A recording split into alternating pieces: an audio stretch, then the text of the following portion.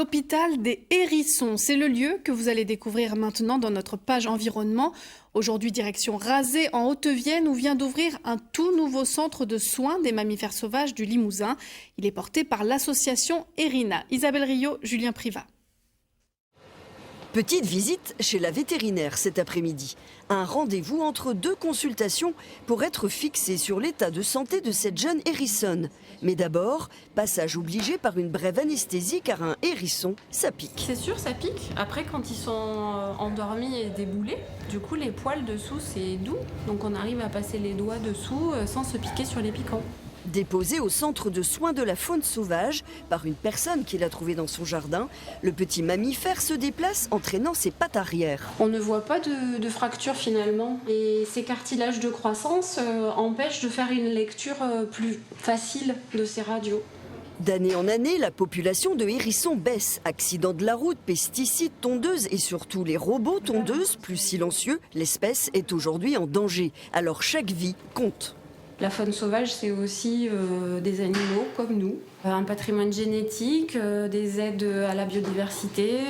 Chaque animal a sa place dans notre monde. Et heureusement qu'il y a des associations et des vétérinaires qui se chargent de toutes ces petites vies, justement. Merci. Merci. Au revoir.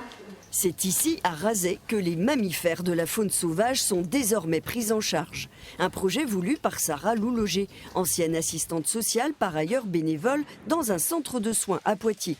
Car il n'y avait en Limousin encore aucune structure d'accueil pour eux. Donc on accueille essentiellement le hérisson d'Europe, c'est pour ça aussi qu'on tire le nom de l'association Erina vient d'Erinaceus, le nom scientifique du hérisson, parce que c'est notre premier patient. Il représente plus de la moitié des entrées. Et après on a aussi l'écureuil roux, le loir gris, les chauves-souris, donc voilà d'autres animaux, d'autres mammifères qui viennent aussi remplir tout le panel des animaux sauvages qu'on accueille. Dans la nature, le hérisson se nourrit d'insectes, de vers, d'escargots. Son régime de convalescence est quelque peu différent. Quelques croquettes, des verres de farine, un peu de viande hachée, ça dépend des individus en fait. Au niveau de l'âge qu'ils ont, et puis des petits mélanges pour qu'ils aient quand même un peu de fruits. La baisse des températures hivernales annonce l'hibernation des hérissons, une période qu'ils doivent affronter en pleine santé, donc avec des réserves de protéines. Si ici on les prépare à être relâchés dans la nature, on peut aussi les aider si on en trouve dans son jardin. Donc là, un petit coup de pouce avant l'hiver de donner des croquettes à disposition parce que les insectes se sont cachés, se font rares parce qu'il fait froid, peut aider des hérissons, surtout quand ils sont jeunes, quand ils sont malades ou blessés, qu'ils ont peu de réserves. Le centre peut accueillir une centaine d'animaux, alors les bonnes volontés pour s'en occuper sont bienvenues. L'association Erina, je l'ai rencontrée sur un marché de Noël à Île.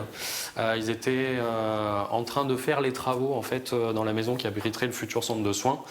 Ils organisaient des chantiers participatifs et du coup j'ai été emballé par l'idée et c'est là que j'ai rejoint l'aventure en fait. Là on est une équipe mais demain on ne sera pas du tout les mêmes personnes.